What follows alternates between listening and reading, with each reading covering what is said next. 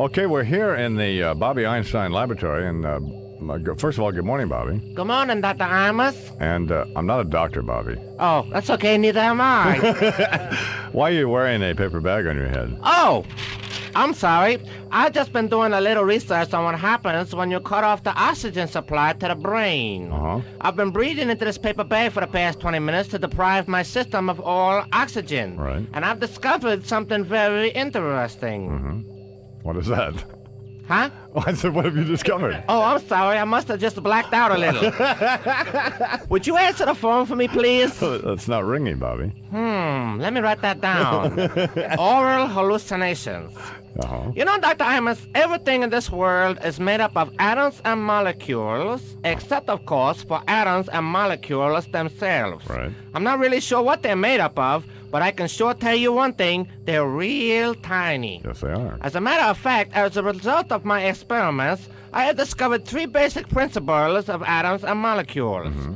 One, all matter is comprised of atoms and molecules which are in a constant state of motion. Two, the density of the matter is directly proportionate to the speed at which these atoms and molecules are moving. And C, leftover vegetables can be turned into tasty casseroles just by adding some canned mushroom soup and chow mein noodles. Oh, I'm sorry. I must have got my notes mixed up with these helpful household hints from Heloise. You're an idiot.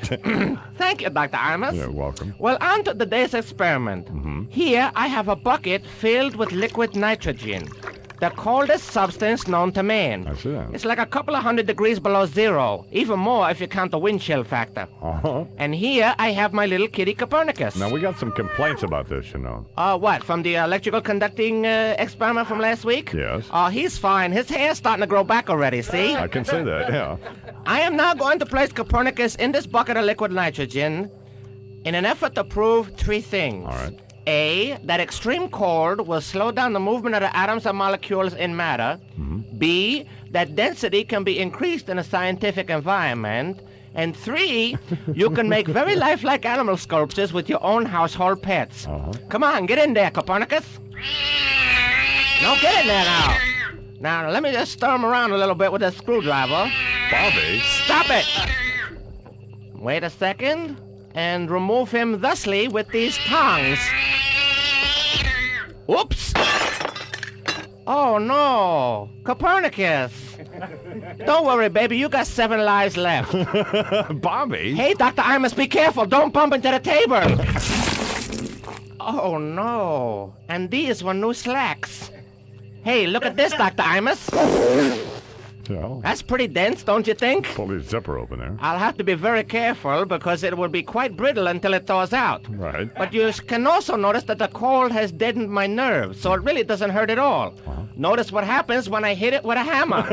He's now striking his Oops. Poindexter. Anybody got any crazy glue?